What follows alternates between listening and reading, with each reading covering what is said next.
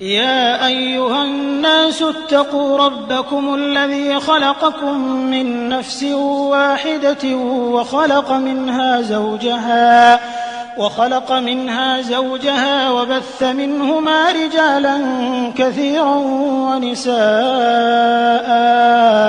واتقوا الله الذي تساءلون به والأرحام إن الله كان عليكم رقيبا وآتوا اليتامى أموالهم ولا تتبدلوا الخبيث بالطيب ولا تأكلوا أموالهم إلى أموالكم إنه كان حوبا كبيرا وإن خفتم ألا تقسطوا في اليتامى فانكحوا ما طاب لكم من النساء مثنى وثلاث ورباع فإن خفتم ألا تعدلوا فواحدة أو ما ملكت أيمانكم ذلك أدنى ألا تعولوا وآتوا النساء صدقاتهن نحلة فإن طبن لكم عن شيء منه نفسا فكلوه هنيئا مريئا ولا تؤتوا السفهاء أموالكم التي جعل الله لكم قياما وارزقوهم فيها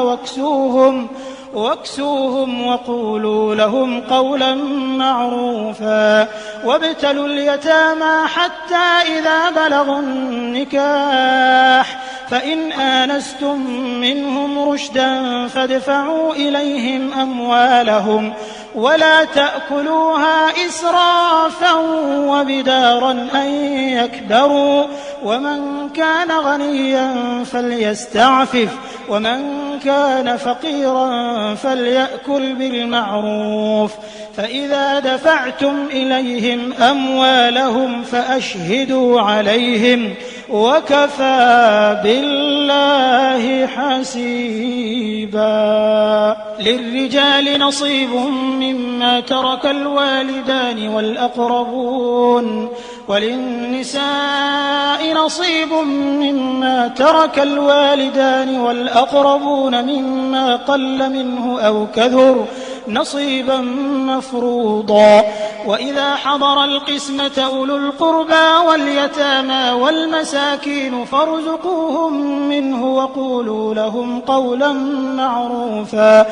وليخشى الذين لو تركوا من خلفهم ذرية ضعافا خافوا عليهم فليتقوا الله وليقولوا قولا سديدا إن الذين يأكلون أموال اليتامى ظلما إنما يأكلون في بطونهم نارا وسيصلون سعيرا يوصيكم الله في أولادكم للذكر مثل حظ الأنثيين فإن كن نساء فوق 2 فلهن ثلثا ما ترك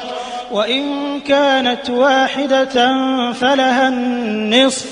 ولأبويه لكل واحد منهما السدس مما ترك إن كان له ولد فإن لم يكن له ولد وورثه أبواه فلأمه الثلث فإن كان له إخوة فلأمه السدس من بعد وصية يوصي بها أو دين آباؤكم وأبناؤكم لا تدرون أيهم أقرب لكم نفعا فريضة من الله إن الله كان عليما حكيما ولكم نصف ما ترك أزواجكم إن لم يكن لهن ولد فإن كان لهن ولد فلكم الربع مما تركن من بعد وصية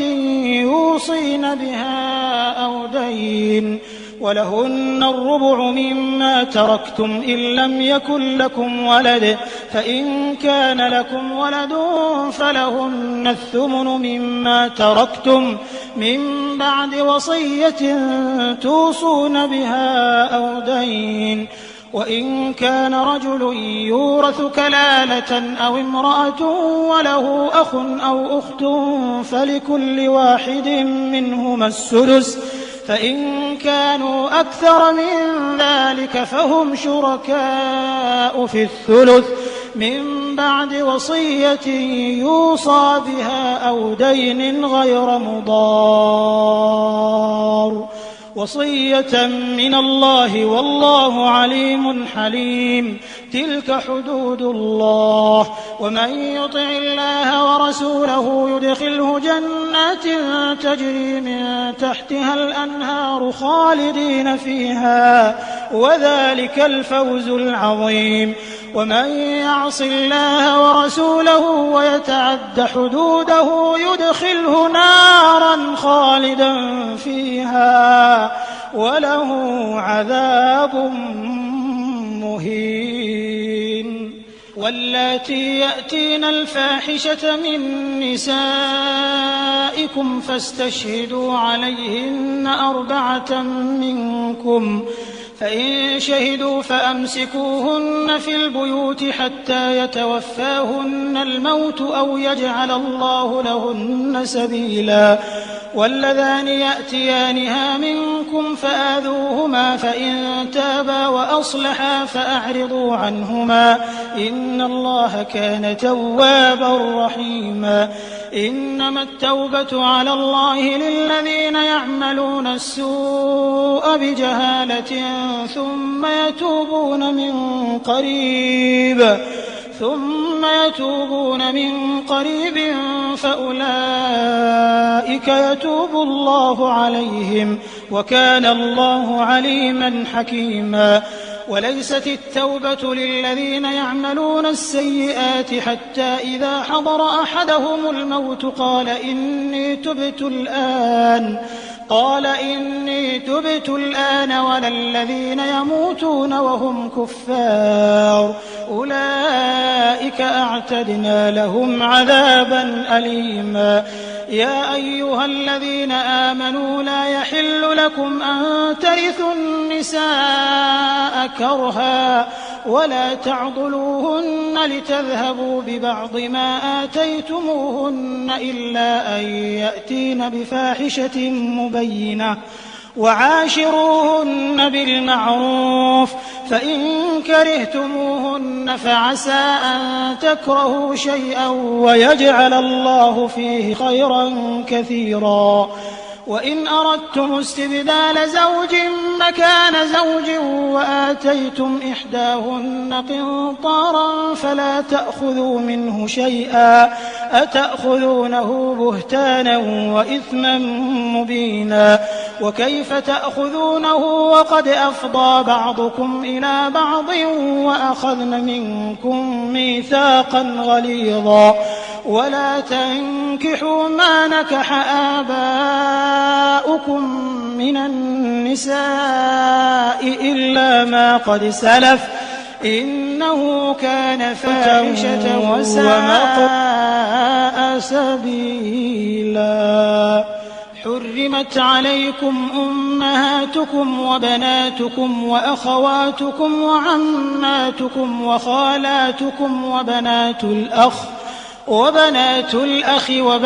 الأخت وأمهاتكم اللاتي أرضعنكم وأخواتكم من الرضاعة وأمهات نسائكم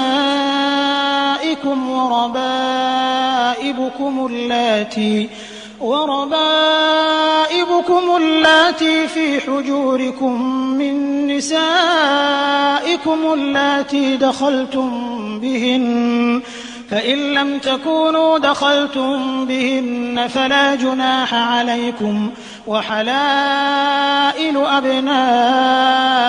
الذين من أصلابكم وأن تجمعوا بين الأختين إلا ما قد سلف إن الله كان غفورا رحيما.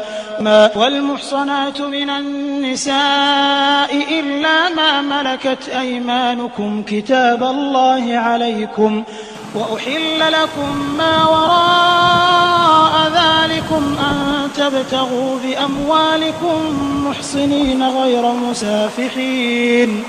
فما استمتعتم به منهن فآتوهن أجورهن فريضة، ولا جناح عليكم فيما تراضيتم به من بعد الفريضة، إن الله كان عليما حكيما. ومن لم يستطع منكم طولا أن ينكح المحصنات المؤمنات فمما